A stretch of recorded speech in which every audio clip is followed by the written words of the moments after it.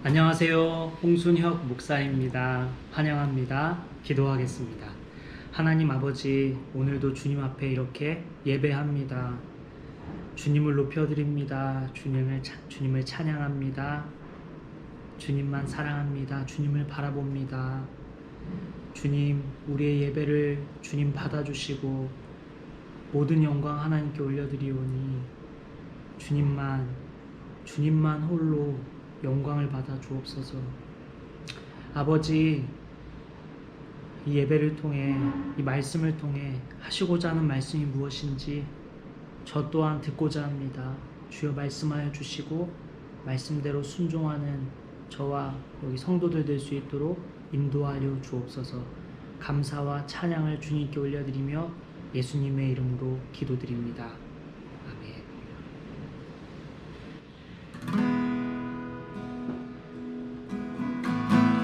마음이 상한 자를 지시는 주님, 하늘의 아버지 날 주관하소서. 주의 길로 인도하사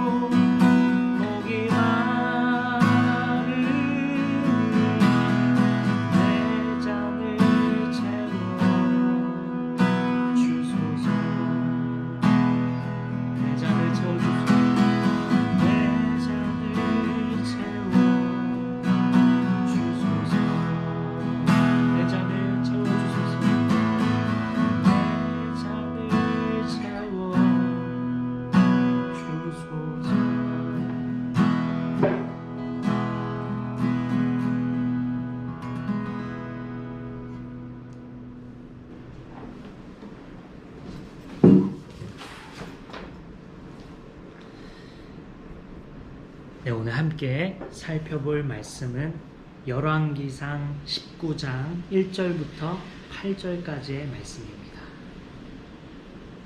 열왕기상 19장 1절부터 8절까지의 말씀입니다. 그곳에 함께 갈 수 없을까? 라는 제목으로 나누고자 합니다. 세번역 성경이고요. 우리 함께 읽겠습니다. 아합은 엘리야가 한 모든 일과 그가 칼로 모든 예언자들을 죽인 일을 낱낱이 이세벨에게 알려주었다. 그러자 이세벨은 엘리야에게 심부름꾼을 보내어 말하였다. 네가 예언자들을 죽였으니 나도 너를 죽이겠다. 내가 내일 이맘때까지 너를 죽이지 못하면 신들에게서 천벌을 달게 받겠다. 아니 그보다 더한 재앙이라도 그대로 받겠다. 엘리야는 두려워서 급히 일어나 목숨을 살리려고 도망하여 유다의 브엘세바로 갔다. 그곳에 자기 시종을 남겨두고 자신은 홀로 광야로 들어가서 하룻길을 더 걸어 어떤 로뎀나무 아래로 가서 거기에 앉아서 죽기를 간청하며 기도하였다. 주님, 이제는 더 바랄 것이 없습니다. 나의 목숨을 거두어 주십시오. 나는 내 조상보다 조금 더 나을 것이 없습니다. 그런 다음에 그는 로뎀나무 아래서 누워서 잠이 들었는데 그때 한 천사가 일어나서 먹으라고 하면서 그를 깨웠다. 엘리야가 깨어보니 그의 머리맡에는 뜨겁게 달군 돌에다가 구워낸 과자와 물 한 병이 놓여 있었다. 그는 먹고 마신 뒤에 다시 잠이 들었다. 주님의 천사가 두 번째 와서 그를 깨우면서 말하였다. 일어나서 먹어라. 갈 길이 아직도 많이 남았다. 엘리야는 일어나서 먹고 마셨다. 그 음식을 먹고 힘을 얻어서 밤낮 40일 동안을 걸어 하나님의 산인 호렙산에 도착하였다. 네. 오늘 본문에는 주요한 인물 세 사람이 등장합니다. 아합과 그의 아내 이세벨 그리고 엘리야. 먼저 아합은 어떤 사람이었을까? 살펴보면 열왕기상 16장을 보면 잘 알 수 있습니다. 제가 읽을게요. 30절부터 33절까지의 말씀인데요. 아합은 그 이전에 있던 왕들보다 더 심하게 주님께서 보시기에 악한 일을 하였다. 그는 느밧의 아들 여로보암의 죄를 따라가는 정도가 아니라 오히려 더 앞질렀다. 그는 시돈 왕 엣바알의 딸인 이세벨을 아내로 삼았으며 더 나아가서 바알을 섬기고 예배하였다. 또 그는 사마리아에 세운 바알의 신전에다가 바알을 섬기는 제단을 세우고 아세라 묵상도 만들어 세웠다. 그래서 그는 그 이전에 이스라엘 왕들보다 더 심하게 주 이스라엘의 하나님을 진노하시게 하였다. 아합은 하나님을 진노하시게 하는 사람이라고 말하고 있습니다. 그 문장만으로도 아합이 어떤 사람인지 충분히 감이 오시죠? 그의 아내 이세벨은 어떠했을까요? 이세벨은 하나님의 예언자들을 모두 학살한 사람입니다. 지금으로 말하면 모든 목사님들을 죽인 거예요. 네. 아합, 이거 웃을 일이 아니긴 한데요. 아합과 마찬가지로 이세벨 또한 하나님께서 진노하실 만한 일들을 했죠. 자, 오늘 본문을 살피기 위해서는 배경 설명이 좀 필요한데요. 간단하게 살피고 한번 말씀을 나누겠습니다. 이스라엘의 왕 아합과 그의 아내 이세벨은 살펴본 것처럼 하나님을 진노하시게 했어요. 그래서 하나님은 비를 멈추시는데 그 소식을 엘리야를 통해 아합에게 전달합니다. 엘리야가 다시 입을 열 때까지 비는커녕 이슬 한 방울조차 내리지 않게 될 거라고 전합니다. 그리고 엘리야는 숨어서 지냅니다. 하나님 말씀대로 이루어집니다. 이스라엘 땅의 기근이 심했어요. 그래서 아합과 이세벨이 엘리야를 찾아 그의 입을 열게 하려고 눈에 불을 켜고 그를 찾았습니다. 그런데 찾지 못해요. 그렇게 3년이 흘렀습니다. 3년 뒤에 엘리야가 나타납니다. 그리고 아합을 찾아가요. 아합에게 엘리야가 말합니다. 바알 예언자 450명과 아세라 예언자 400명을 갈멜산으로 불러달라고 합니다. 누가 진짜 살아계신 신인지 한번 밝히겠다는 것입니다. 엘리야의 말대로 갈멜산에 모든 이스라엘 자손들과 바알 예언자, 아세라 예언자가 모입니다. 그리고 여러분이 잘 아시는 사건, 엘리야가 기도하니 하늘에서 불이 떨어졌고 결국 하나님이 진짜 신인 것이 밝혀지죠. 모두가 보는 앞에서요. 그리고 엘리야는 이세벨의 손 아래에 있는 예언자들을 데려다가 모두 죽입니다. 자, 이제 이 이야기는 어떻게 흘러가야 할까요? 아합이 회개하고 돌이켜 하나님 앞에 죄를 자백하고 용서를 받아 우리와 같이 새 생명을 얻고 제자훈련도 받고 하나님 전하며 살아야겠지요. 특별히 아내 이세벨에게 복음을 전하고 하나님이 진짜 신임을 전하고 함께 돌이켜 하나님을 섬기는 가정이 되자고 적극 전해야 되지 않겠습니까? 그런데 이야기가 이상하게 흘러갑니다. 오늘 본문 1절입니다. 아합은 엘리야가 한 모든 일과 그가 칼로 모든 예언자들을 죽인 일을 낱낱이 이세벨에게 알려주었다. 뭔가 이상하지 않나요? 낱낱이 이세벨에게 알려주고 있는 아합의 모습. 그저 일어난 일을 전할 뿐입니다.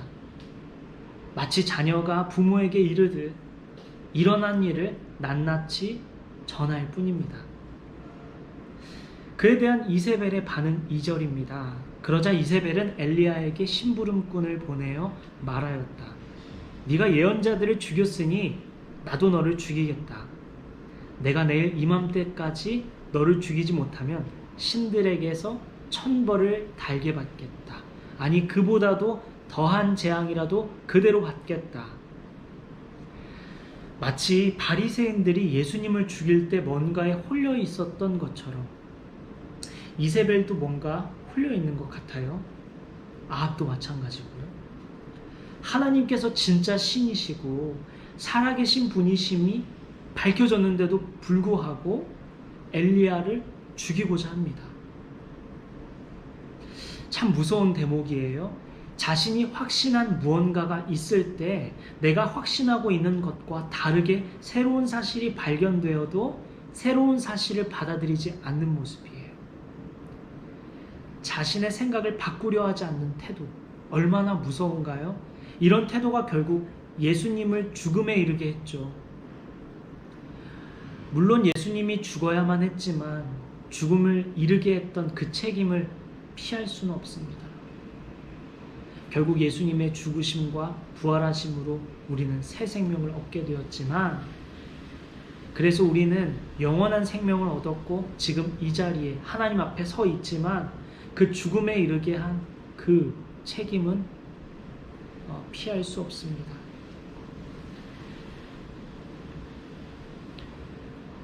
언제든지 내 생각은 틀릴 수 있으며 타인의 말을 귀 기울일 줄 알고 유연한 마음을 갖는 게 일생에 매우 중요한 것 같습니다. 이세벨은 24시간 안에 엘리야를 죽이겠다고 작정합니다. 혹시 엘리야를 죽이지 못하면 천벌을, 아니 재앙이라도 받겠다고 합니다. 이 말을 전해들은 엘리야는 두려워서 급히 일어나 도망하는데 유다의 브엘세바로 갑니다. 브엘세바는 엘리야가 머물렀던 곳에서부터 약 145km 정도 떨어진 곳입니다. 엄청나게 멀죠. 이세벨은 이스라엘에 있는 하나님의 사람, 오늘날로 치면 목사라고 볼 수 있는 사람을 모두 죽인 사람입니다. 그녀가 작정하고 24시간 안에 엘리야를 죽이고자 했으니 엘리야는 얼마나 두려웠을까요?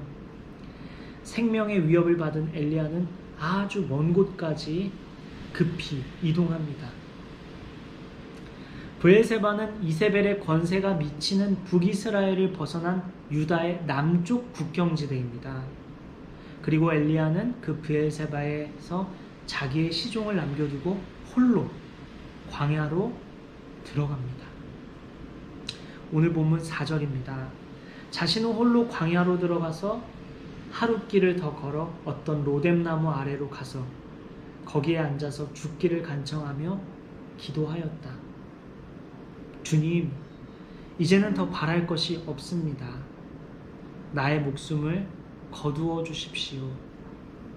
나는 내 조상보다 조금도 나을 것이 없습니다. 브엘세바에 시종을 남겨두고 자신은 홀로 광야로 들어가서 하룻길을 더 걷습니다. 하룻길은 대략 30-40km 정도 된다고 합니다. 한번 상상해 보세요. 시종을 브엘세바에 남겨둘 때 엘리야의 마음, 그리고 홀로 광야로 들어간 엘리야의 마음, 상상해 보세요. 며칠 전만 해도 하나님의 능력으로 하늘에서 불이 떨어지게 하고 우상을 숭배하는, 우상을 섬기는 예언자들을 모두 죽인 엘리야, 굉장한 일을 했죠. 아주 큰 일을 했습니다.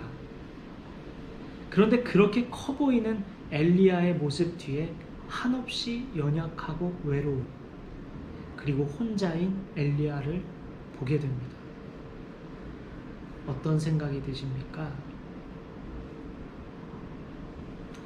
요즘 제가 코칭을 공부하고 있죠. 저를 포함해 10명의 코치들이 있고 5명의 교수님과 조교 2명이 가르쳐 주시고 도움을 주고 계신데요. 성장하는 데 아주 큰 도움을 얻고 있습니다. 물론 제가 비용을 내고 받고 있는 것이지만 많은 배움이 있습니다. 혹시 여러분 중에 코칭을 받고 싶으신 분이 있다면 유튜브에 댓글을 남겨주시거나 메일 주시거나 유튜브 메인에 있는 인스타 계정으로 DM을 주시거나 개인적으로 저에게 연락을 주시면 제가 코칭해 드릴게요. 코칭을 가르치는 교수님들은 기업에서 그룹을 코칭하거나 기업 임원급 하이 퍼포머들 혹은 CEO, CFO를 코치하시는 분들이에요. 지금 현직에 있으신 분들, 그 중에 특별히 대기업 혹은 중견기업 대표들을 만난 이야기를 듣다 보면 대표들이 참 외롭구나, 그리고 굉장히 연약하구나 생각하게 돼요. 수많은 사람을 책임지는 그 자리, 대단한 일들을 해내고 있지만 많은 우러러보는 사람들의 눈이 있지만 한켠에 자리 잡은 고독과 두려움, 외로움, 연약함들, 그것이 제 마음에 느껴지더라고요. 그런데 이런 대표들 뿐일까요? 임원들 뿐일까요? 그대와 저는 어떤가요? 사람들 보기에는 밝아 보이고 아무 일 없어 보이고 건강해 보이고 은혜 충만해 보이고 하나님의 임재를 경험하며 살고 늘 감사하고 기쁨이 넘쳐 보이지만 실상은 어떤가요? 이스라엘 백성들은 엘리야를 보며 굉장히 놀랬겠죠. 하나님의 사람이 함께하게 되었다는 것에 가슴 벅차기도 했을 거고요. 하나님께서 보내신 엘리야를 의지하고자 하고 하나님께서 엘리야를 통해 말씀하실 것에 대한 기대감이 있었을 거예요. 변화가 시작된 것 같고 하나님께서 함께 하심을 느끼는 시간들이었을 거예요. 그래서 백성들은 엘리야를 바라보고 와, 대단한 일이 일어났다. 저 사람은 이제 우리를 이끌어줄 사람이다 라고 하며 바라보고 있었겠죠. 그때, 그런데 엘리야는 어떠한가요? 여러분은 어떠한가요? 여러분의 마음은 안녕하신지요? 혹시 여러분도 광야에 로뎀나무 아래 거하고 있지는 않은지요? 얼마 전 시사 직격 프로그램에서 2021년 청년 고독사 보고서 죽어야 보이는 사람들이라는 제목의 다큐를 보았습니다. 그 다큐를 보니까 2019년 고독사가 3,704건, 2020년 고독사가 4,196건이었다고 합니다. 꽤 많이 늘었죠. 2020년 하루 평균 11명의 고독사가 발생했던 것입니다. 그런데 그중 경기도에만 1,072명, 서울은 790명으로 서울, 경기에 더 많은 고독사가 일어나고 있다고 합니다. 2020년 서울시 고독사 중 나이가 30대 이하인 사람이 73건으로 10%를 차지했습니다. 다큐를 통해 그들을 보니 주변에 안부를 물어봐 줄 사람도 없고 그의 삶을 도와줄 사람도 없을 뿐더러 함께할 사람이 없는 것이 특징이었습니다. 그들은 어떤 건물에, 어떤 방에 있었지만, 그래서 어떤 건물, 다른 이들과 함께 있었지만, 이웃으로는 존재하지만 보이지 않는 사람이었습니다. 그들은 철저히 혼자였습니다. 한 인터뷰를 했는데 한 청년은 집에 쓰레기를 이렇게 쌓아두고 그가 하는 말, 정말 답이 없어요. 정말 답이 없습니다. 제가 죽어도 아무도 찾아오지 않을 것 같아요. 실제로도 그럴 거고요. 라고 얘기하더라고요. 그들은 철저히 혼자였습니다. 혹시 시간이 되신다면 꼭 이 다큐를 보셨으면 좋겠어요. 제가 대단한 사람은 아니지만, 제가 많은 것을 소유한 사람은 아니지만, 그들을 어떻게 도울 수 있을까? 어떻게 그들과 함께 할 수 있을까? 계속 생각이 들더라고요. 비 오는 오늘, 시종을 남겨두고 홀로 광야로 하룻길을 걸어 들어가는 엘리야. 외롭게 홀로 광야에 머무르는 사람, 어디 있을까요? 로뎀나무 아래 그곳에 함께 갈 수는 없을까요? 그곳에 함께 할 수는 없을까요? 로뎀나무 아래 엘리야는 기도합니다. 주님, 이제는 더 바랄 것이 없습니다. 나의 목숨을 거두어 주십시오. 나는 내 조상보다 조금도 나을 것이 없습니다. 죽여달라고 기도하는 엘리야.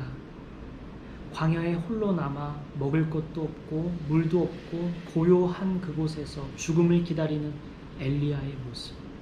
소망도 없고 아무도 없고 그냥 혼자인 엘리야. 온라인으로 예배하고 있는 여러분, 혹시 혼자입니까? 제가 당신과 광야에 함께 갈 수는 없을까요? 로뎀나무 아래에 같이 있을 수는 없을까요?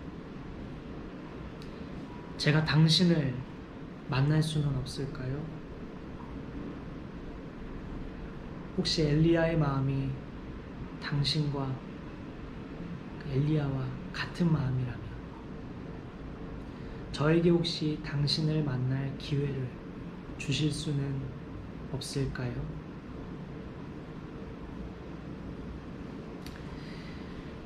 엘리야는 기도 후에 잠이 듭니다. 그런데 한 천사가 와서 일어나 먹으라고 깨웁니다. 뜨겁게 달군 과자와 물이었습니다. 엘리야는 먹고 마신 뒤에 다시 잠들었고 천사가 와서 다시 깨웁니다.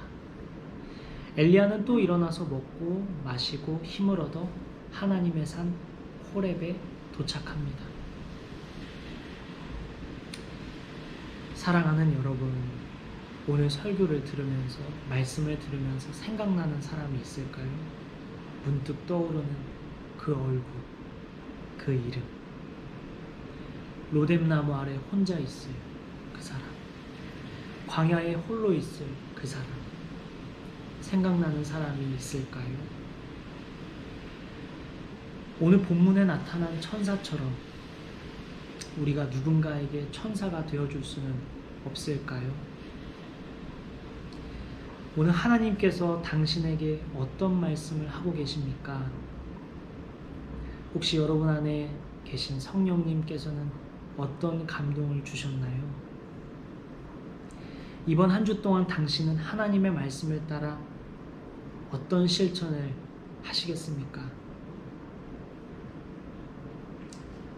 엘리야와 같이 광야에 혼자 있는 혹시 당신, 제가 당신의 천사가 되고 싶습니다.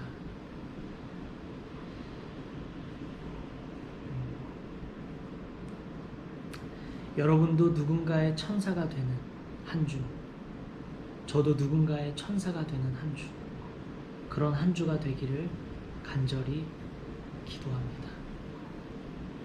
함께 기도할까요?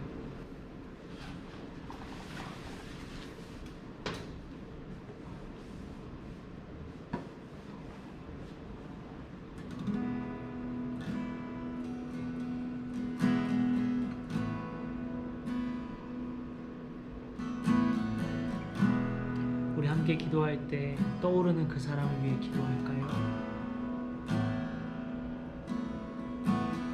혼자 있을 그 사람, 로뎀나무 아래 차라리 죽여주십시오 하나님, 이제 저는 더 바랄 것이 없습니다 라고 외치고 있는 그 사람. 혹시 이 설교를 듣고 있는 여러분, 당신이, 그대가 혹시 엘리야입니까? 로뎀나무 아래 거하고 있는, 광야에 있는 그 사람입니까? 제가 당신을 위해 간절히 기도하길 원합니다. 방에 혼자 있을 당신을 위해 제가 기도합니다. 또한 제가 당신의 친구가 되어주고 싶습니다. 당신과 함께 따뜻한 밥 한 끼 먹고 싶습니다. 당신의 안부를 묻고 싶습니다. 당신의 손을 잡아주고 싶습니다. 당신을 안아주고 싶습니다. 당신과 함께하고 싶습니다. 저에게 기회를 주실 수 있겠습니까?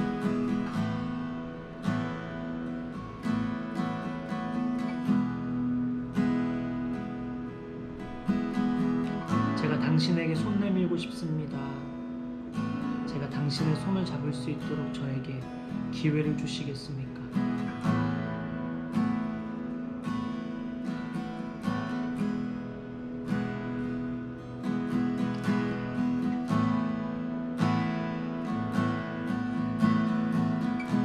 우리 생각나는 그 사람을 위해 우리 간절히 기도하겠습니다.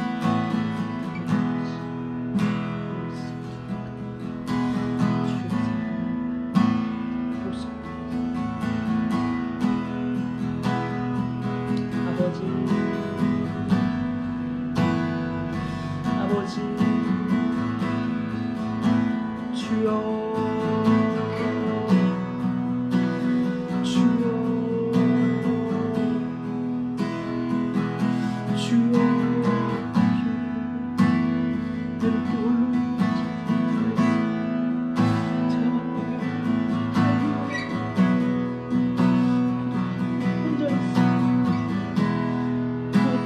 주변에 사람들이 있지, 천천히 혼자 있는 사람, 외로운 사람, 고독한 사람. 아버지, 만나게 원합니다. 그의 손을 잡아주세요. 아버지, 저에게 천사가 기회를 주시옵소서. 아버지, 혼자만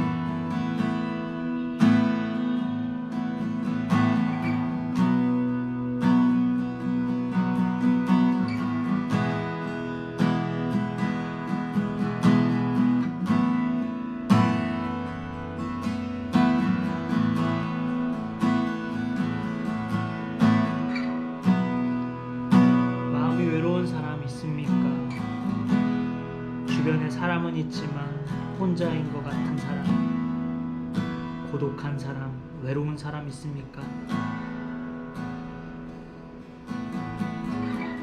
그런 사람도 혹시 제가 도움을 드릴 수 있는 부분이 있다면 저에게 연락을 주십시오. 저에게 기회를 주십시오. 혹시 그러한 용기를 내기 어려운 사람이 있습니까? 하늘의 하나님을 바라봅시다. 하늘을 바라봅시다. 또한 가슴에 손을 얹고 우리 안에 계신 성령님을 느껴봅시다. 성령님, 성령님, 성령님, 성령님, 성령님, 성령님. 하나님의 따뜻한 가슴으로 여러분을 감싸고 있는 그 성령의 그 역사가 느껴지십니까?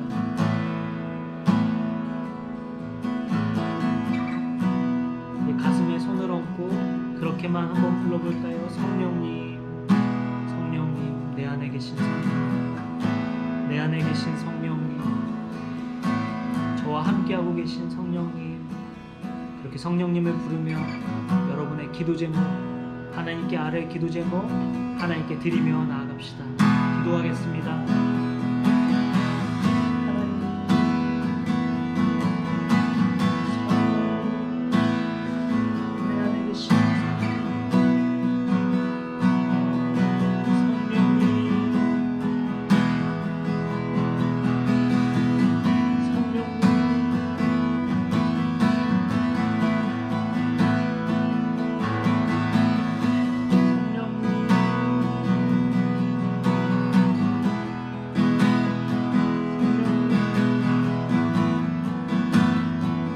아버지,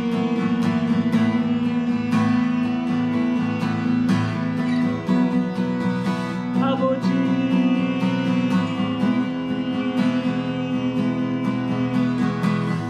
아버지,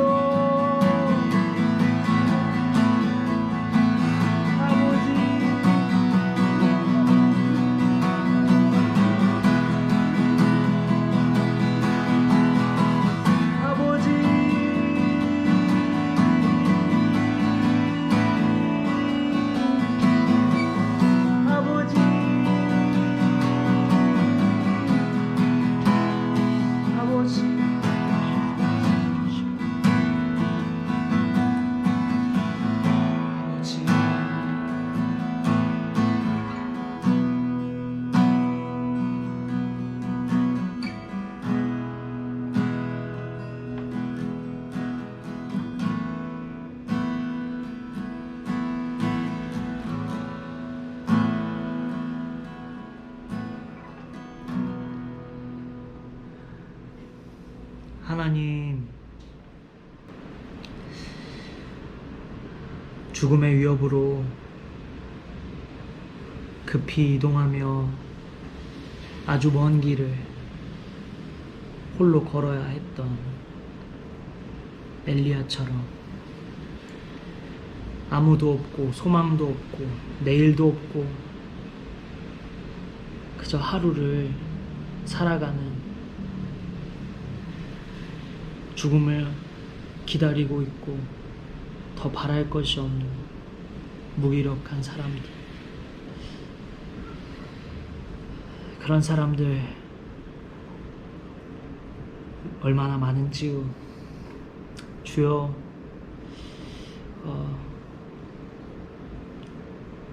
그러한 사람들이 함께 모여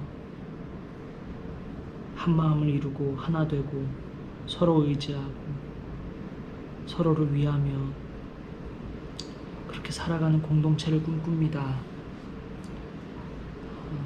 아버지, 혹시 용기를 낼 수 없어 도움을 구하지 못하는 혼자인 수많은 사람들에게 주께서 찾아가 주셔서 그들을 따뜻한 가슴으로 안아주시고 그들을 보호하여 주시고 그들의 산소망이신 주님께서 그들이 내일을 꿈꿀 수 있도록 포기하지 않도록 그들을 붙들어 주시옵소서. 찾아가 주셔서 성령께서 지금 감동시켜 주시고 마음을 만져주시고 일으켜 주시옵소서. 새 힘을 허락하여 주옵소서. 그들에게 천사들을 보내주시옵소서. 하나님, 한 주 동안 저는 누구에게 천사가 되면 좋겠습니까? 보이지 않는 그들 만날 수 있게 하여 주시고 저에게 기회를 주셔서 제가 하나님의 손이 되고 얼굴이 되고 입술이 되고 마음이 되어 섬길 수 있는 기회를 주여 허락하여 주옵소서. 함께 예배하는 성도들도 한 주 동안 천사가 될 수 있는 기회를 주셔서 그들이 하나님의 입술이 되고 손길이 될 수 있도록 주여 은혜를 베풀어 주시옵소서. 비가 오는 이 시간 지금도 혼자 있을 그들에게 주님의 위로가, 주님의 은혜가, 주님의 도우심이 가득하기를 기도합니다. 한 주 동안 일하실 주님을 기대하며 기다리며 감사와 찬양 올려드리며 우리의 길이요 진리요 생명이신